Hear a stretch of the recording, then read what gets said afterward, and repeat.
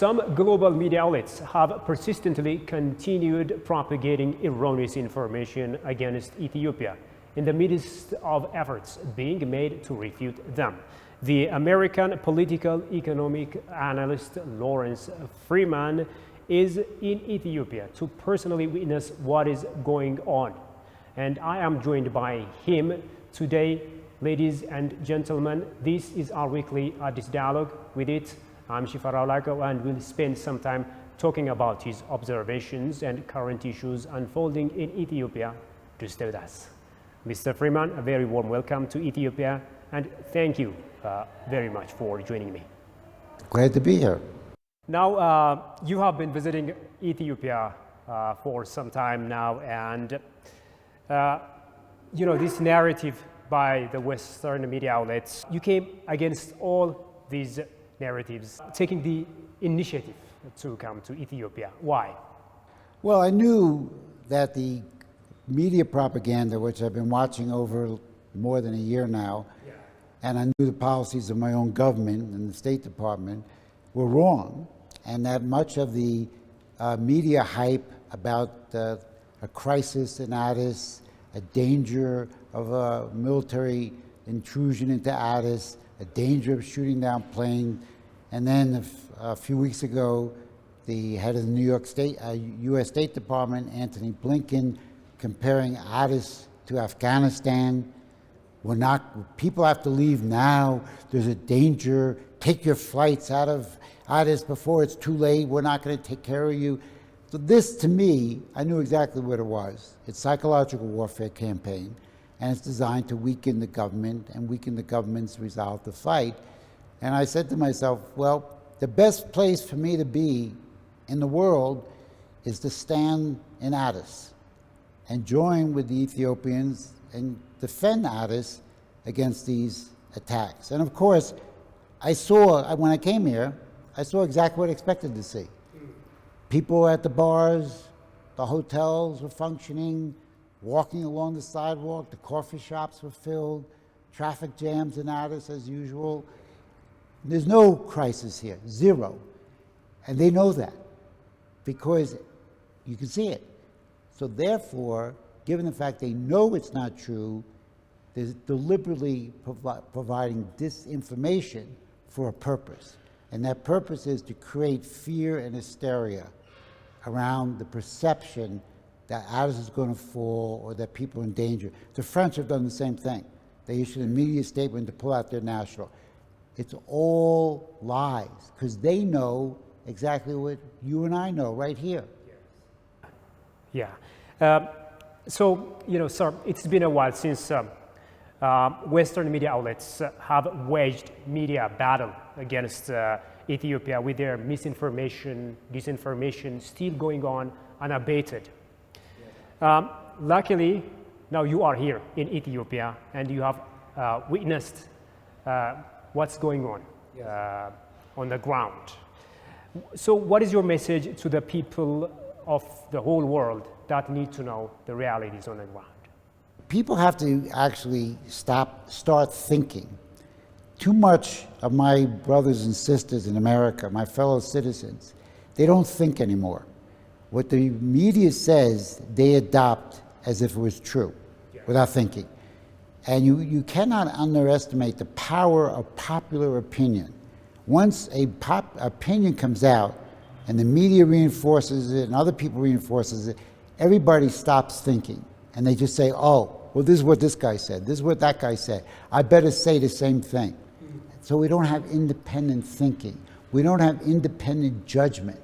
Now, on top of that, most Americans, as well as most elected officials, and including my president, Joe Biden, know very little about Africa. And they know even less about Ethiopia. Therefore, if a line is repeated over and over and over again, they assume it's true. And that's the line that's coming out against Ethiopia, and the current line of hysteria against Addis. And people have to start thinking, use their minds, reason, think it through, do the research. None of it is true. Addis is the same as Addis always is, filled with people doing their business, drinking their coffee, and driving their cars, and nothing has changed. But anybody could find out. And the governments know this. The governments of the world know this because they have satellite imagery. They can look down and see the traffic. They can look down and see the people sipping their coffee. Therefore, it's all disinformation, lies that are deliberately being told, not mistaken. This is not a mistake, this is deliberate. Exactly. Ethiopians across the globe have been waging this hashtag no more campaigns, saying no to neocolonialism, Western interference, meddling in the internal affairs of the country. What have you observed out of all these moves?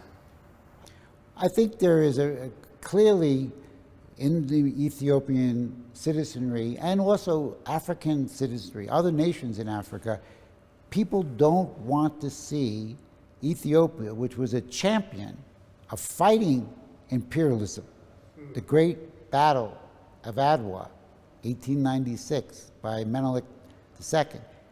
They see Ethiopia as a champion against colonialism. You have the headquarters of the African Union set up here. Therefore, when they see Ethiopia come under attack, they say, we don't want this to happen again. We don't want foreign intervention, no more. We don't want a new form of colonialism. We don't want a military intervention, which is being floated. We don't want our elected government removed by outside forces. No more covers a large subject, and it's a common expression not just among Ethiopians, but among Africans, because there's a history to Ethiopia, to the continent, and most African nations understand that. Yeah.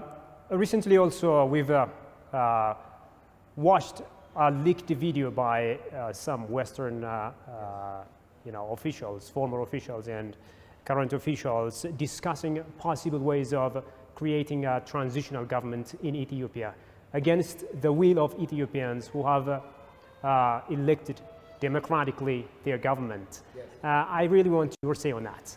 Yeah, well, it should not have been a surprise that this happened, but it was shocking, nevertheless, to see it. And you had, I think, one of the representatives there in the Zoom meeting with the TPLF leadership said, when are the TPLF going to win militarily? So you have elected officials, former government officials, and you had former diplomats all coming in and supporting the TPLF and for the removal of Prime Minister Abiy. This is a violation of law. And it also indicates very clearly that there's a faction in the US government that is openly collaborating with a group labeled terrorist by the Ethiopian government to overthrow an elected government that was actually elected in June and September by over 40 million people. The fact that US and European diplomats participate in this is actually probably close to criminal, maybe a violation, I'm not sure, but it clearly violates the law of respect for the sovereignty of an election of a government. The Prime Minister Abiy was elected.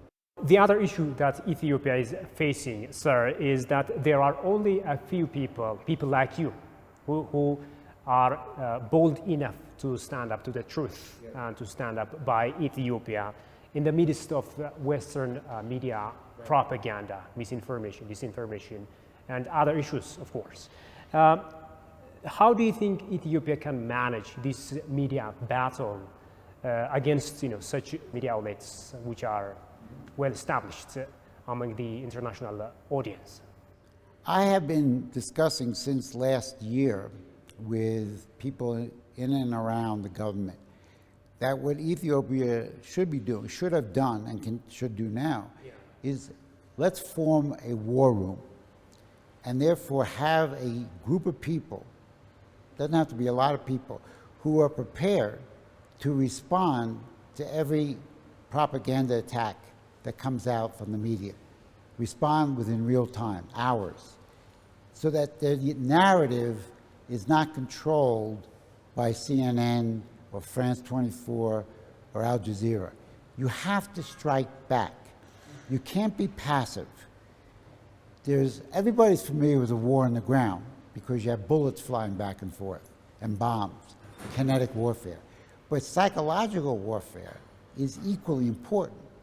And I know how to fight psychological warfare. You have to attack it. You have to expose it. You have to expose the intention of the enemy before they can carry it out. We know what the ultimate goal is, regime change. We know that there's going to be various forms of propaganda coming out, such as 2 weeks ago in Bloomberg News, when you had the former NATO commander suggesting the deployment of United Nations and U.S. troops into Ethiopia to protect the people, so-called, those peacekeepers. This should have been attacked. Other things that are said should be attacked. I think we have to get into a more organized fighting mode to go after the narrative and go after the lies, and it can be done. It's not hard to do. You just have to have a group of dedicated people who are clear on what they need to do, and you could set it up, and it could work. And I've made this suggestion before. Hopefully, maybe it'll be more operational now that people see the danger of not responding. Okay. Many say that the foreign policy of the United States of America regarding the continent of Africa is failing, or it's not as strong as it should be, or it is missing the point, especially when it comes to Africa nowadays, as we are witnessing, which is led by Susan Rice and other higher government officials of the United States of America. What are some of your observations in this regard? There's no question, any honest observer would know the U.S. has a failed policy. We may not even have a real, maybe it's too complimentary to actually call it a policy. If you look at the past administrations, the current one with Joe Biden, to be fair, it's not a year since he's been in office, President Trump, President Obama, President Clinton. Actually, the person who probably did the most recently for Africa was probably George W. Bush when he developed the PEPFAR policy to fight AIDS. We have no policy for Africa.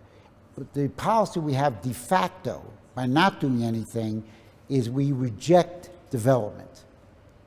We don't want to develop the capabilities of African nations to empower themselves to eliminate poverty. My goal is to end hunger and eliminate poverty in Africa. That's my personal goal, and it can be done. The Chinese have made some very valuable contributions because they build infrastructure. Infrastructure is the essential foundation of any economy. I call myself a Hamiltonian after Alexander Hamilton, and a physical economist, because I'm interested in how you physically improve the standard of living of people, which requires physical infrastructure. The United States has no conception of development. The clearest example is the Grand Ethiopian Renaissance Dam. Here you have the most interesting development in the last several years on the continent. At 6,200 megawatts of electricity. Electricity is essential for development, for agriculture, for industry, for water, for lighting people's homes, for running the power industry. You can't do without electricity. The lack of electricity is killing Africans every day. Here's Ethiopia, a poor country, puts forth a plan, which they're carrying out, for over 6,000 megawatts of electricity. Why weren't they congratulated by the United States? Why haven't they been supported by every country in the world? Because we no longer view development as important. The United States has not built anything of significance in Africa probably for 30, 40 years. Therefore, we don't have a policy. We say we want democracy, but we don't really mean democracy, we mean control. Because if we believed in democracy, we know that Prime Minister Abiy was elected democratically. The TPLF is not an equal to the government, is not equal to the government of Ethiopia. It's a rebel group, labeled a terrorist group, that's trying to overthrow an elected government. There's no equivalence. Why aren't we supporting an elected government if we believe in democracy? Now, I understand the Biden administration is going to have a democracy summit next year, inviting African countries. It's going to be, I can tell you in advance, it's going to be a farce, because you can't have democracy if people are hungry. You can't have democracy if mothers are trying to figure out how they're going to feed their children, how they're going to turn lights on. You can't have democracy unless people have a standard of living that allows them the leisure time to think about their country and about the future of the country. And you can't have democracy if you have regional ethnicity, because we have to have a citizen concept, a concept of an Ethiopian citizen, not a regional ethnic group. So the democracy conception that's so core what the Biden administration stands for is a farce. Talking about the continent of Africa, the challenge that Ethiopia is facing now, many say, is a reflection of the challenge being faced by the continent of Africa, because Africa is still dependent on foreign powers or so-called Western civilized nations. What is your take on that? Unfortunately, because of several hundred years of slavery, and then another 100 years of colonialism, and then the recent 50 years, 60 years of neo-colonialism, African countries have not developed. Their currencies are weak, and the African continent is probably the weakest of any continent in terms of infrastructure, electricity, railroads, roads, schools, hospitals. Therefore, the continent does need assistance, but it needs the right kind of assistance. It needs other countries to provide credit, long-term, low-interest credit. And this is where the policies of Alexander Hamilton come in. He designed that for the United States. You may not know this, but when we won the war against British colonialism, we were 13 agriculturally based colonies with $77 million in debt. And Hamilton, as Washington's first Secretary of the Treasury, reorganized the debt, reorganized the colonies, set up a central government, and his policies built the United States into the power it is. Therefore, we could do the same thing in Africa. China has done it slightly differently, but they've done it. In the last 40 years, they have transformed their economy, and they've lifted 750 million people out of poverty. This can be done. It is known. It has been done. We can do it for Africa if we implement the right policies. I know how to do it, but the West doesn't agree that development is important anymore. China, other countries do, and we'll have to work with them until the West changes its ideas. We can't sit back and wait for the West. This life goes on despite the West. We hope the West will change, but if they don't, we're still going to go ahead and we're going to develop and we're going to eliminate poverty. Yeah, maybe, sir, finally, why do you think is the U.S. and Western powers are, taking such course of action, resorting to such course of action, rather than creating cooperation with Africa, such as China? What's the reason behind?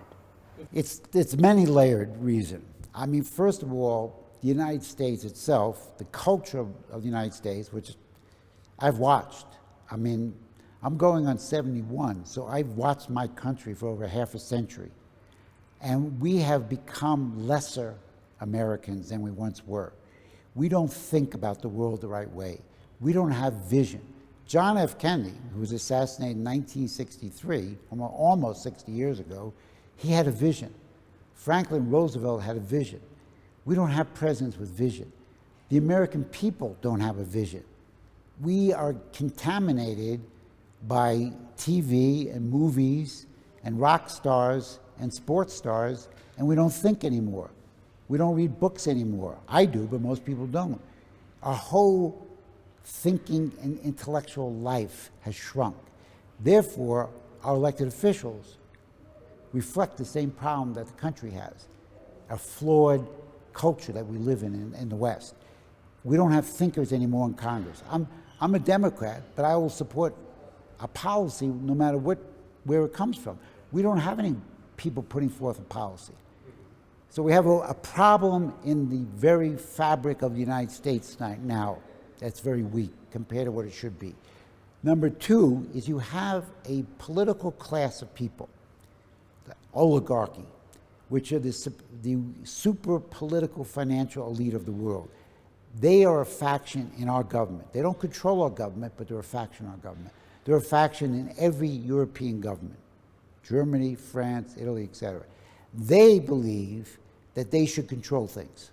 They believe that they should always be on top and everybody else should be on the bottom. Look, I have no problem working with China. I have no problem working with Russia. The US has a problem because they believe in this geopolitical construct which says we have to keep everybody down so we remain on top. But it's artificial. There is something called the common aims of mankind.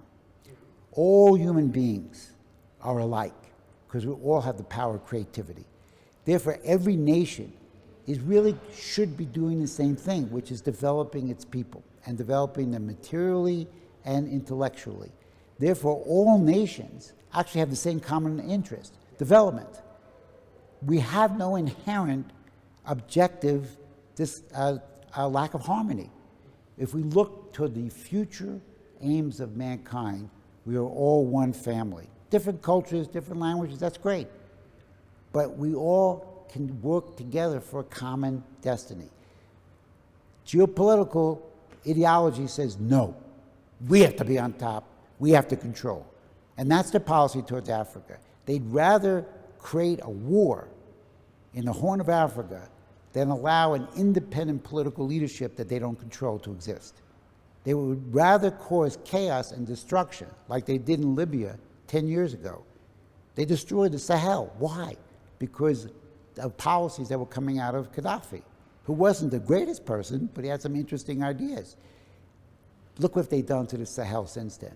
Are we going to allow to do that in Ethiopia and the Horn of Africa? So when I look around the world, I say to myself, there's no place I'd rather be than in Addis today defending Ethiopia.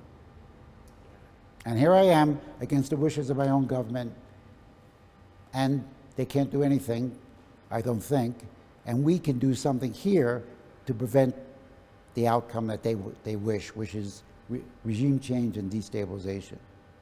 Mr. Freeman, what a wonderful ideas. Thank you so much for your perspectives and for your time, and enjoy your time here, sir. Thank you very much for having me, and I hope to cause some trouble while I'm here. Yeah, well, dear viewers, with that we come to the end of today's program. Many thanks for your company so far. Until I see you next time with another program. It's goodbye from me, Shufara Olago. Bye-bye.